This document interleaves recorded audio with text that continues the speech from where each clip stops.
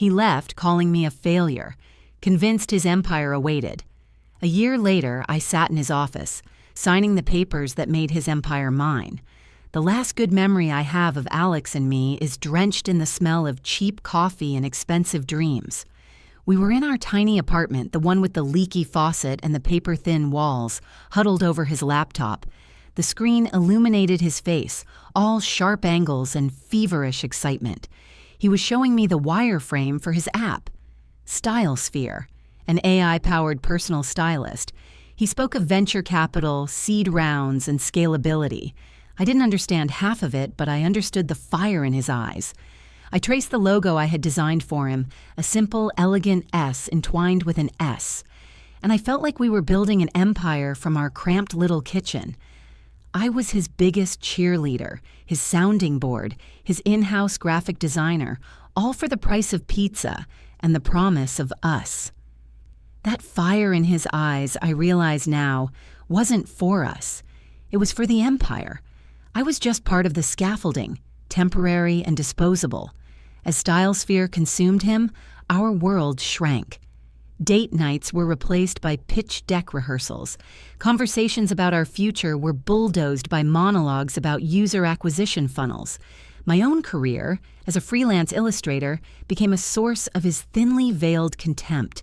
He'd glance at my drawing tablet where I'd be working on a children's book or a brand commission and say things like, "That's cute, Clara. It must be nice to just doodle all day." Every success of mine was framed as a distraction from his. When I landed a major contract to illustrate a whole series of book covers for a well-known publisher, I was ecstatic. I ran to tell him, imagining we'd celebrate, maybe even with that fancy bottle of champagne we'd been saving. He barely looked up from his screen. "That's great, babe," he mumbled, his fingers still flying across the keyboard. "Just make sure it doesn't get in the way of the StyleSphere social media graphics. We have a big push next week." The champagne gathered dust. My joy curdled into resentment. I was no longer a partner. I was an unpaid intern with emotional baggage. The end came on a Tuesday. It wasn't a spectacular explosion, more like a quiet, final crack in a foundation that had been eroding for months. He had lost a potential investor, a big one. He came home radiating a toxic, silent fury. I tried to be supportive. I made his favorite dinner. I asked him what happened, told him it was just a setback, that he was brilliant and he'd find another way. He just stared at me, his eyes cold and distant. "You don't get it, do you?" he finally said, his voice flat. "You can't possibly understand what real ambition is. Your biggest goal is to draw a cartoon squirrel that sells a few books." I felt the blood drain from my face. "That cartoon squirrel is paying our rent, Alex," I said, my voice shaking, "while StyleSphere has been costing us money for 2 years. It was the wrong thing to say. It was the truth, and he couldn't handle it. He stood up, the chair scraping violently against the floor. "That's the difference between us, Clara. I'm building something. I'm taking risks. I'm striving for something bigger than just getting by." He started walking toward the bedroom, pulling a suitcase from the top of the closet. And I can't be held back by someone who is so content with mediocrity. Each word was a physical blow. I followed him, pleading, confused. "What are you talking about? Held back? I've done nothing but support you." He turned, the half-packed suitcase open on the bed between us, a chasm. His face was a mask of derision. "Support me? You support me like a crutch supports a sprinter. You're safe. You're comfortable. You have no drive. You're happy in this tiny apartment with your little drawings, and you'll be in the exact same place in 10 years. He zipped the suitcase with a terrible finality. "I need someone who is my equal, a partner who challenges me, not an anchor. You're just a failure." He left. The word failure hung in the air, thick and suffocating. It echoed in the silence of the apartment for weeks. It became my shadow, whispering to me while I worked, while I tried to sleep. His voice, dripping with contempt, was the soundtrack to my life. I fell apart for a while. I missed deadlines. I ignored calls from my agent. I just sat in the crater he'd left behind, believing him. Maybe he was right. Maybe I was just a doodler, a failure content with her small life. But then, one day, something shifted. The pain, sharp and relentless, began to cool and harden into something else. Anger, pure, unadulterated rage. Failure? I would show him failure. I poured every ounce of my heartbreak, my fury, my humiliation into my work. I worked until my fingers cramped and my eyes burned. I took on every project, no matter how challenging. The children's book covers I did became bestsellers. My style got noticed. I was featured in design magazines. I started getting offers for gallery shows, for high-end branding campaigns, for projects I had only dreamed of. I moved out of that tiny apartment and into a bright, airy loft that I used as both a home and a studio, a space that was entirely mine. I paid for it with money earned from my little drawings. Exactly 1 year to the day he walked out, I was sitting at my sleek oak desk, overlooking the city skyline. My life was unrecognizable. I was successful, confident, and financially independent in a way I had never imagined. My friend Sarah, a shrewd financial advisor I'd hired to manage my new income, was over for our quarterly review. She was a genius, helping me turn my freelance earnings into smart investments. "Okay, Clara," she said, tapping her tablet. "We've got your standard portfolio looking great. But I wanted to bring you something. A little more high risk, high reward. A few tech startups on the verge of bankruptcy. Their intellectual property is solid, but they've been mismanaged into the ground. We could acquire a controlling interest for pennies on the dollar, restructure, and potentially flip it for a massive profit." I was intrigued. "Show me." She handed me the tablet. I scrolled through the list of dying companies, names and logos I didn't recognize. A food delivery logistics company, a fintech app, and then I saw it. My breath caught in my throat, a sudden sharp gasp. My blood ran cold. The logo was different, a clunky corporate redesign, but the name was the same. There, on a list of distressed assets filed under Chapter 11 bankruptcy, were 2 words that stopped my heart. Style Sphere inked, and Sarah must have seen the color drain from my face. "Clara, you okay? You look like you've seen a ghost." A ghost was the right word. Style Sphere wasn't just a company to me. It was the phantom limb of a life I used to have. It was the name of the mistress who had stolen my partner, the altar where our relationship had been sacrificed. And now it was a carcass, laid out on a digital platter for vultures like me to pick over. I forced a breath into my lungs, trying to keep my voice steady. "This one," I said, tapping the screen with a finger that trembled slightly. "Style Sphere. Tell me about it." Sarah leaned in, her professional curiosity piqued. "Ah, that one. Classic Silicon Valley sob story. Had a lot of hype a year, maybe 18 months ago. The founder, some guy named Alex Roman, I think. Supposedly a genius, but a terrible businessman. Burned through their seed funding in less than a year on a lavish office, vanity hires, and a marketing campaign that was all flash and no substance." She swiped through a few screens of data. The tech itself, the AI algorithm for style prediction, is apparently quite brilliant, genuinely innovative, but Roman couldn't monetize it.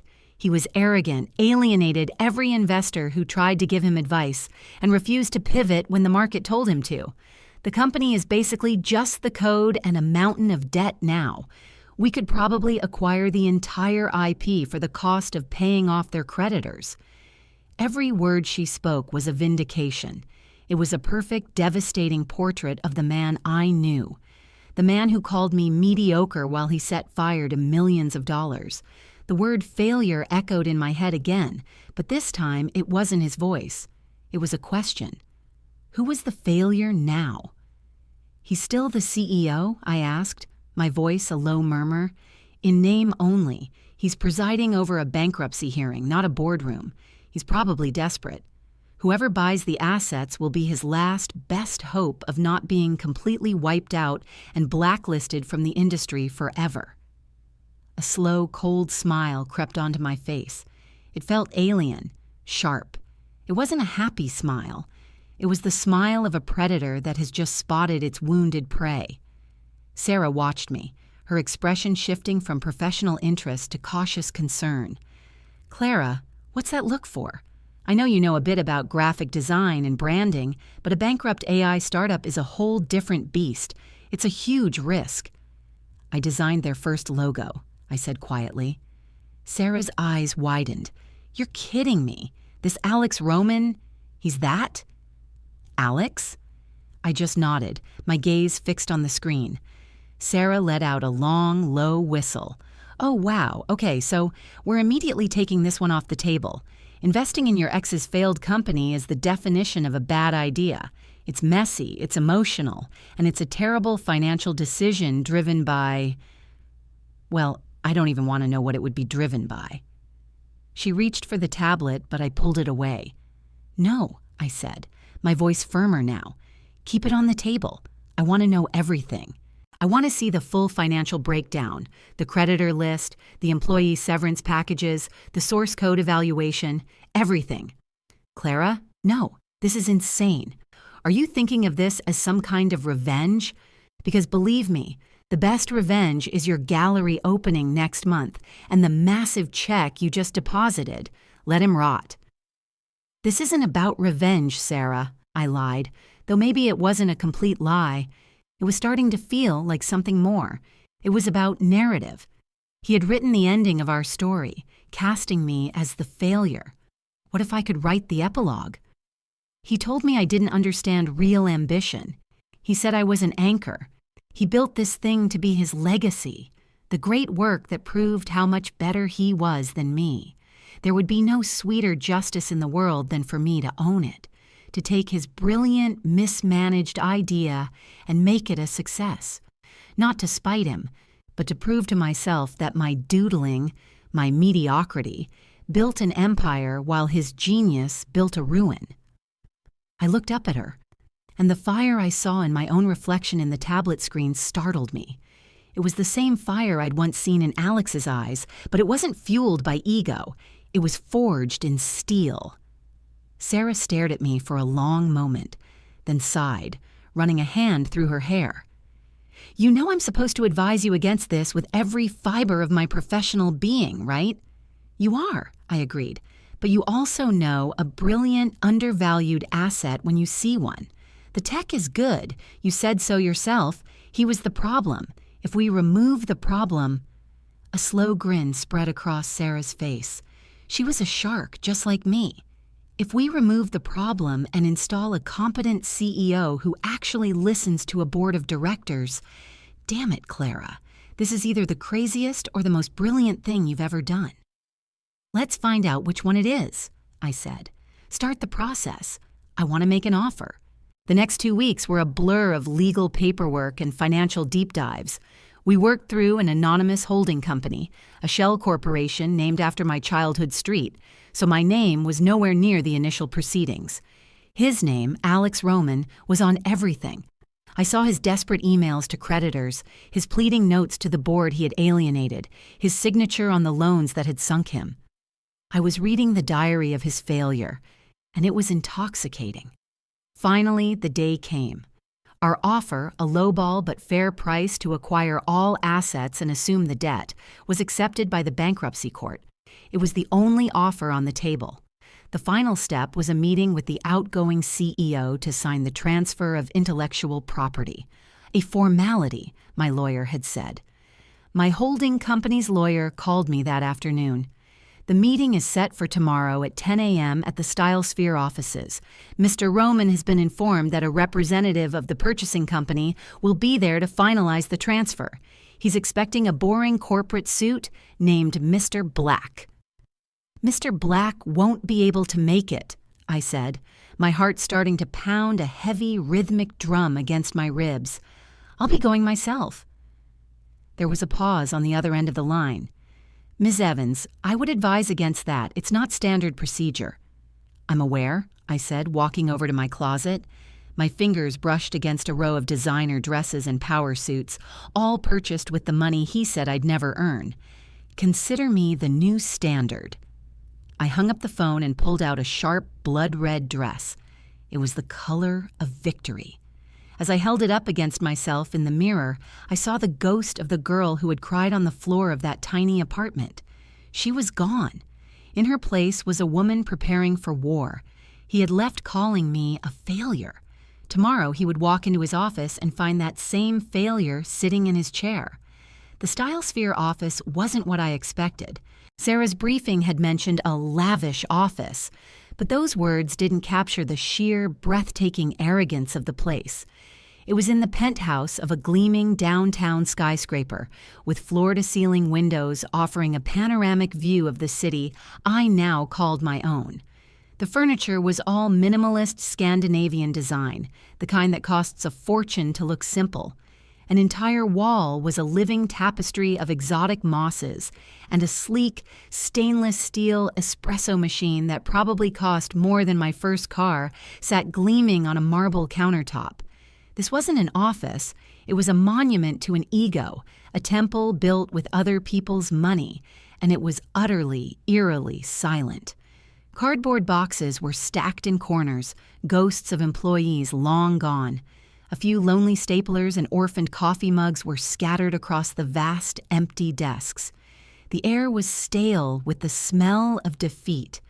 I walked across the polished concrete floor, my red heels clicking with a loudness that felt profane in the quiet tomb.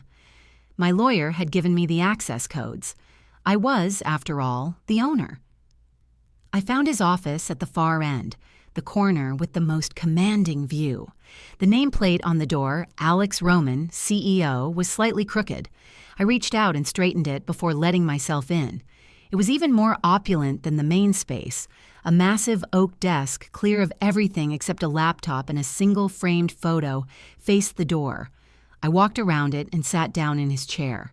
It was ridiculously expensive, ergonomic leather that molded to my back.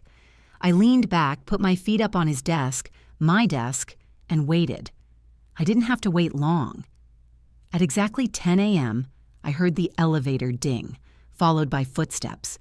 They were slower, heavier than I remembered. The sound of a man carrying a weight he couldn't shed. The door to his office swung open, and there he was. A year had not been kind to Alex. The fire in his eyes was gone, replaced by a hollow, haunted look. He was thinner, and the sharp angles of his face now seemed less like exciting ambition and more like gaunt exhaustion. His expensive suit hung on him, a size too big, and his shoulders were slumped in a permanent posture of surrender. He was looking down at a file in his hand, not at me. "Mr. Black?" he said, his voice raspy. "I'm Alex Roman. Thank you for coming. I have the final transfer documents here for you to sign." He trailed off as he finally lifted his head. The recognition dawned slowly, a flicker of confusion that morphed into sheer, uncomprehending disbelief. His jaw went slack. The file slipped from his fingers, scattering papers across the floor. He just stared, his eyes wide, his face a canvas of shock. He looked at me, then at the nameplate on the door, then back to me, as if his brain was refusing to process the scene in front of him. "Clara?" he whispered, the name a puff of air, a ghost of a word. What are you doing here? How did you get in?" I took my feet off the desk and leaned forward, clasping my hands on the polished oak surface. I gave him the coldest, calmest smile I could muster. "Hello, Alex. I own the building's access codes now, along with the furniture, the ridiculously overpriced espresso machine, and the source code to your failed app." I gestured around the room. "I own all of this." He continued to stare, his mouth opening and closing silently like a fish. The color, what little he had, drained from his face, leaving behind a pasty, sickly gray. You bought StyleSphere? No, that's not possible. The buyer is an investment firm, Oak Street Holdings." "My holding company," I said, savoring each word, "named after the street where my parents live. I thought it had a nice, humble ring to it. a good counterpoint to all of this. He stumbled back a step, catching himself on the doorframe. This is a joke, a sick joke. Does it look like I'm joking? I let the silence stretch, watching him crumble. The man who had called me a failure, who had belittled my life and my work, was now standing in the ruins of his own grand ambition, face to face with the woman he had discarded. The irony was so thick, so rich, I could taste it. "Why?" he finally choked out, his voice cracking. "Why would you do this? For revenge? To humiliate me?" "Humiliate you?" I raised an eyebrow. "You did a spectacular job of that all on your own, Alex. I just saw a good business opportunity, a brilliant piece of tech run into the ground by an arrogant, incompetent CEO. It was a bargain, really." I stood up and walked around the desk, stopping a few feet from him. He flinched as I approached, as if he expected me to strike him. "You once told me I didn't understand ambition, that I was an anchor. Well, I learned a thing or two this past year. I learned how to build something. My little drawings, as you called them, paid for this entire office, Alex. They paid off your debts. They bought your dream." I bent down and picked up the single-framed photo from his desk. It was of us, from that night in our old apartment, huddled over his laptop. We were smiling, happy, full of hope. It was a relic from another lifetime. "I remember this night," I said softly, tracing his face on the glass. "You had so much passion, so much promise. What happened to that man?" He finally seemed to find his voice, a raw, ragged sound filled with a year's worth of bitterness. "You wouldn't understand.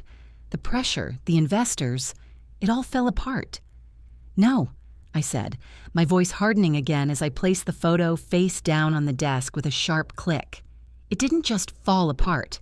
You drove it into a cliff because you refused to listen to anyone, because you thought you were the smartest person in every room. You had one good idea, and you thought that made you a king. But an idea is worthless without execution, without humility, without a team. You didn't want a team. You wanted disciples. You didn't want a partner. You wanted a cheerleader."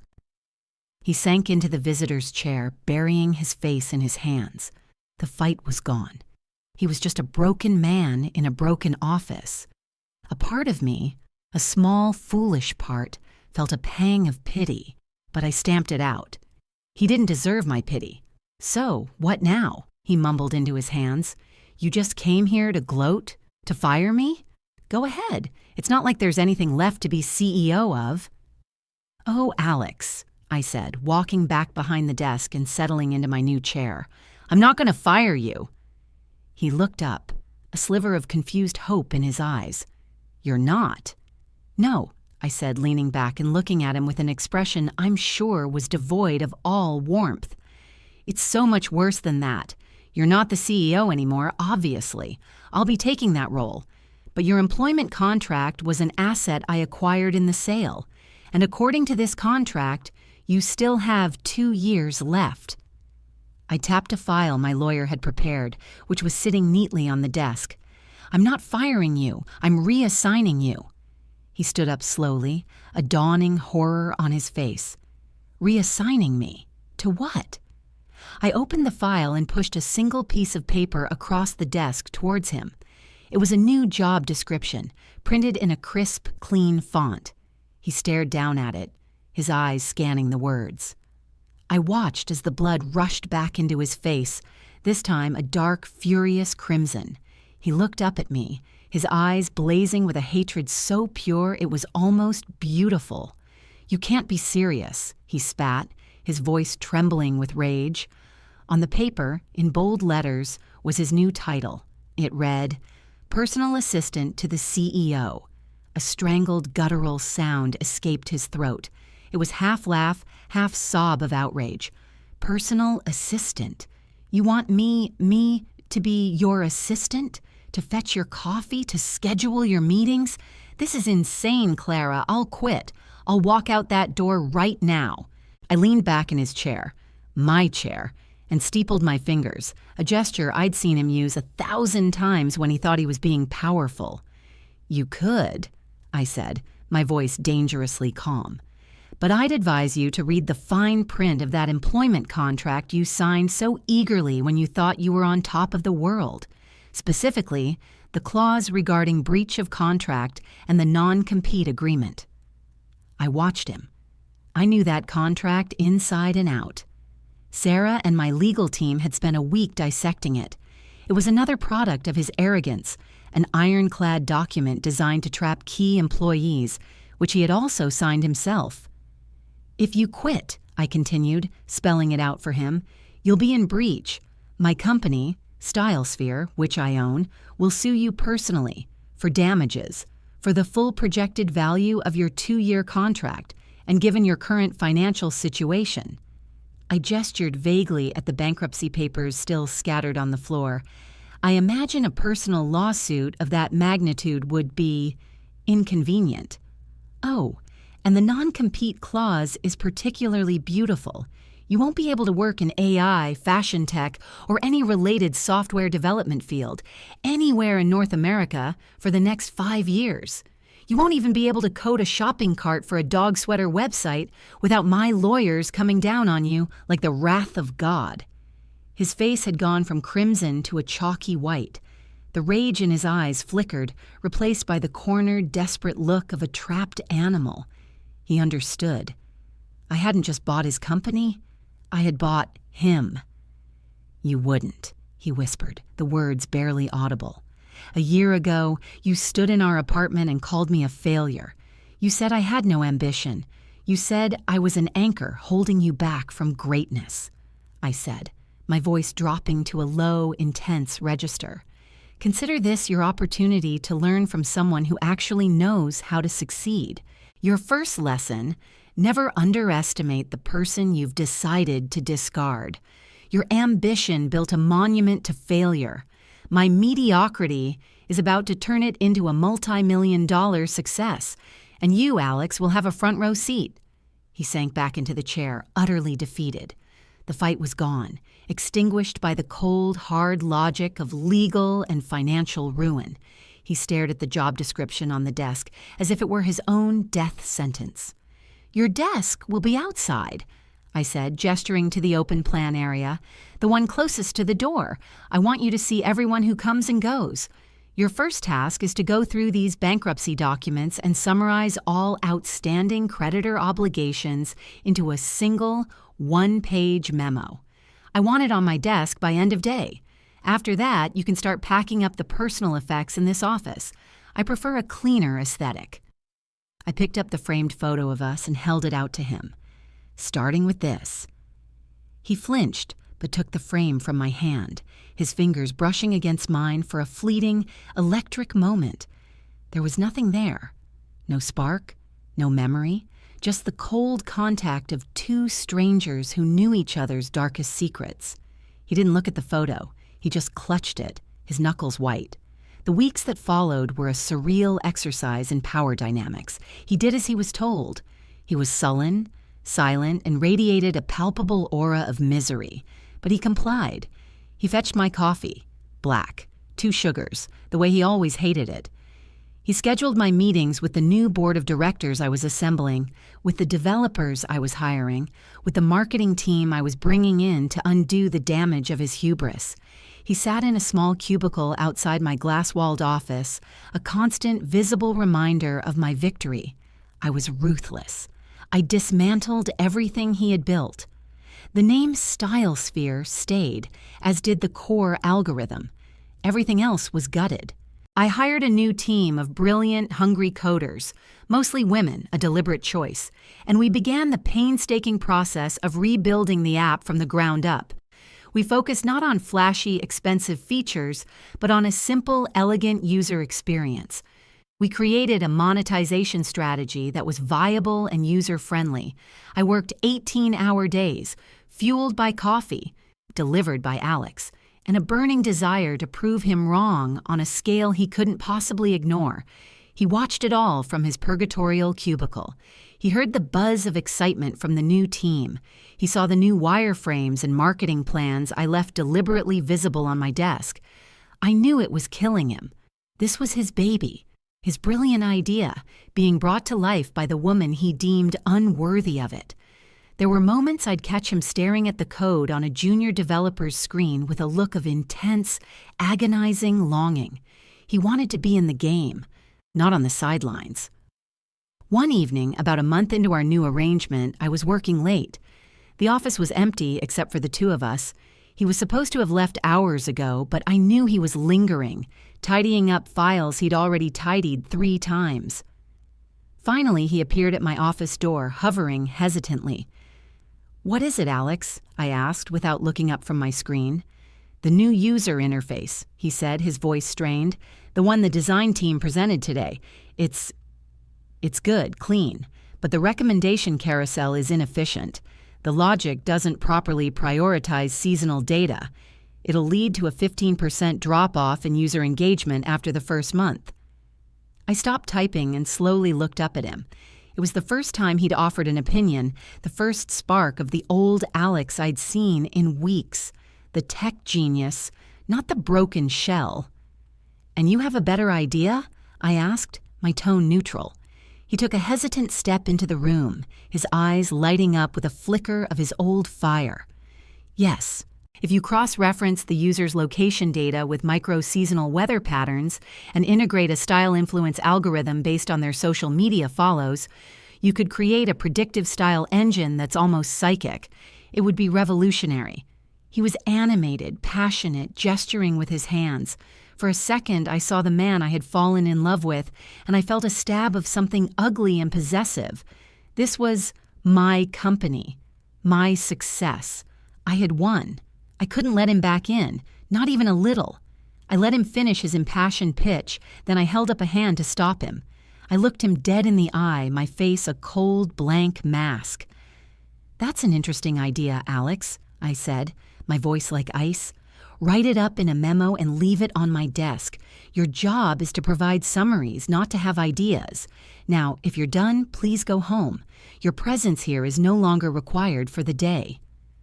The light in his eyes died instantly. It was like snuffing out a candle. He looked as if I had slapped him. He just nodded, turned, and walked away without another word.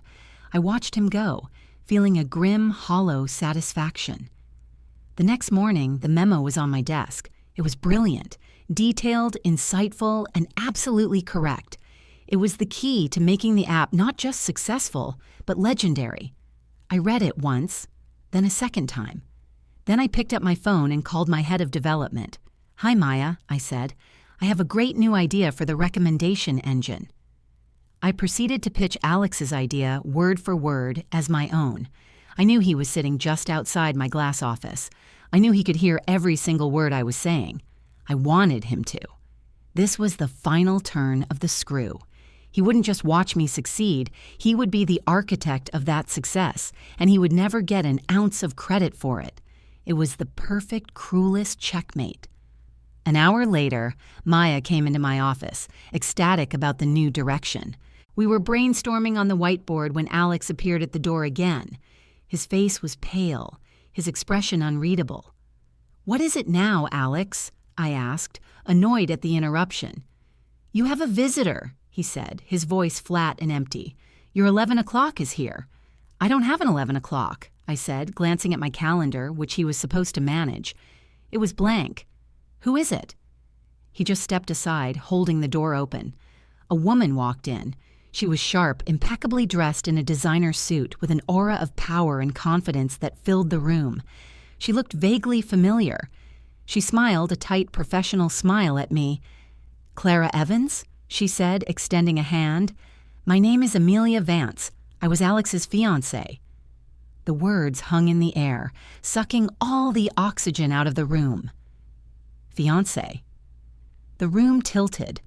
I stared at the woman, Amelia Vance, then at Alex, who was standing by the door with a completely unreadable, almost detached expression on his face. He wasn't just my humiliated ex, the man I was systematically destroying. He was someone else's future, someone he had apparently moved on to with astonishing speed. The perfectly cruel narrative I had written for myself suddenly had a new, unwelcome character. I shook her hand on autopilot, my mind racing. Her grip was firm, her nails perfectly manicured. "I'm sorry," I said, forcing a polite smile while my insides churned. "I wasn't aware Alex was engaged." "We were," Amelia corrected smoothly, her eyes flicking over to Alex with a look I couldn't quite decipher. It wasn't warmth. It was appraisal, like a scientist observing a specimen. "We met shortly after he left. You." He was raising his seed round. "I'm a partner at Blackwood Venture Capital." Blackwood VC, the big investor, the one he had lost right before he'd walked out on me. The pieces clicked into place with sickening clarity. He hadn't just lost an investor that day, he'd lost her. He hadn't left me because I was a failure. He'd left me because he was trying to win her. And in the end, he had failed at that too. The humiliation I had been piling on him suddenly felt petty, like a child's game. The real stakes had been so much higher than I ever knew. "I see," I said, my voice tight. "Well, this is a surprise.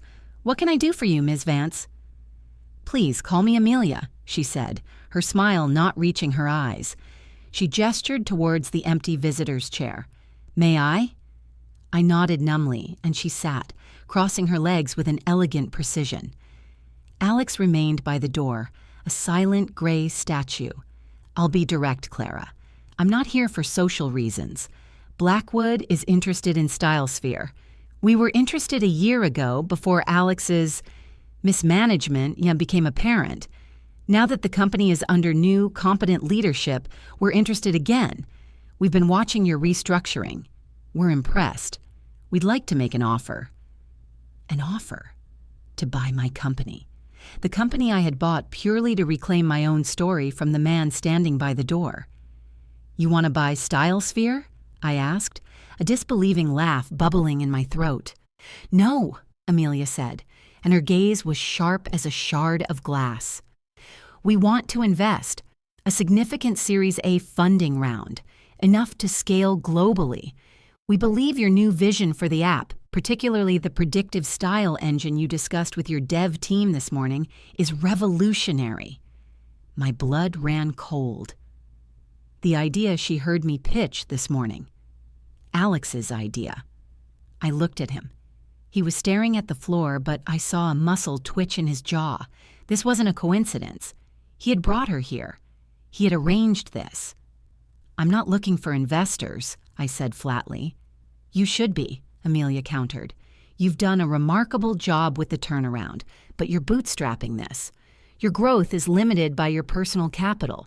We can give you the resources to make this a billion-dollar company. All we ask in return is a seat on the board and a controlling interest." Controlling interest. She wanted to take it away from me. The whole thing, the victory, the power, my desk, my office. And it was Alex who had brought the Trojan horse to my gates. The rage I felt was so pure, so white-hot it burned away all the petty satisfaction of the last few weeks. This was the real game. "Why are you here, Alex?" I asked, my voice dangerously low, ignoring Amelia completely. He finally looked at me, and his eyes were clear for the first time in a month. The misery was gone, replaced by a grim resolve. "Because this was never about your revenge, Clara. It was about the idea, StyleSphere. It's a brilliant idea, and you know it. It deserves to succeed on a scale neither of us could achieve alone. You have the vision to execute it, and she has the capital to fund it. I'm just the ghost who brought you together." "And what do you get out of it?" I spat. "Does she take you back? Do you get a nice cushy job at her firm?" Amelia let out a short, sharp laugh. "Good heavens, no. Our personal relationship is over, and our professional one ended when he drove this company into bankruptcy. Alex gets nothing from this, except perhaps the satisfaction of seeing his one good idea not die in a dumpster fire." I stared at Alex, really seeing him. He wasn't the monster who had called me a failure anymore. He wasn't the pathetic assistant fetching my coffee.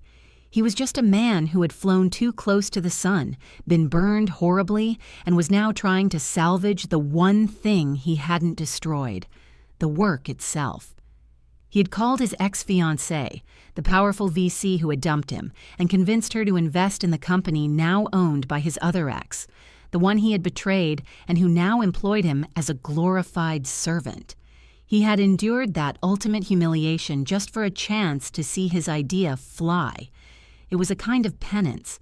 It was a kind of ambition, I finally understood.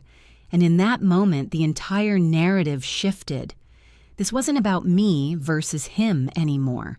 It was about the work, the idea we had both, in our own ways, believed in. My revenge had been about proving I could build a better empire. But what if the point wasn't to build my own empire on the ashes of his, but to build the best possible empire? Period. I stood up and walked to the floor-to-ceiling window, looking out over the city. My city. My success. What did I want? Did I want to keep Alex in his cage, a living trophy of my victory, while StyleSphere remained a small, successful boutique app? Or did I want to build a global powerhouse, even if it meant letting him go, even if it meant sharing control? Alex, I said, turning back to face them, the predictive engine, it was your idea. Amelia's eyes widened slightly. She glanced at Alex, a flicker of new respect in her gaze. Yes, he said simply. You knew I'd take the credit for it, I stated. I hoped you would, he replied. It was the only way to get it built. It's a good idea. That's all that matters. The anger inside me finally completely dissipated. It left behind a quiet, clean space. He was right. That's all that mattered. Holding on to him was an anchor, the very thing he had accused me of being. I looked at Amelia Vance. I'll consider your offer on one condition. Name it, she said, all business. I retain the CEO position and final creative control. You get your board seat and we negotiate the equity stake. And I took a deep breath. We hire Alex Roman as Chief Product Officer. His contract will be with the company, not with me, and he will report to the board, not to me. Alex's head snapped up, his eyes wide with shock. Amelia stared at me, her sharp business mind calculating the new variables. She saw it immediately. The visionary founder, the brilliant executor, and the powerhouse capital. The trifecta. That's an interesting proposition, Amelia said slowly, a genuine smile finally touching her lips.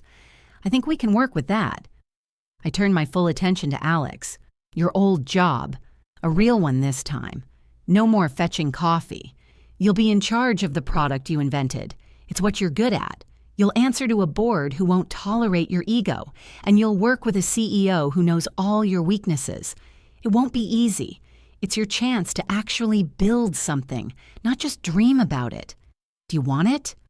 Tears welled in his eyes, not tears of sadness or humiliation, but of profound, overwhelming relief. It was the look of a man being pulled from a ledge. He just nodded, unable to speak.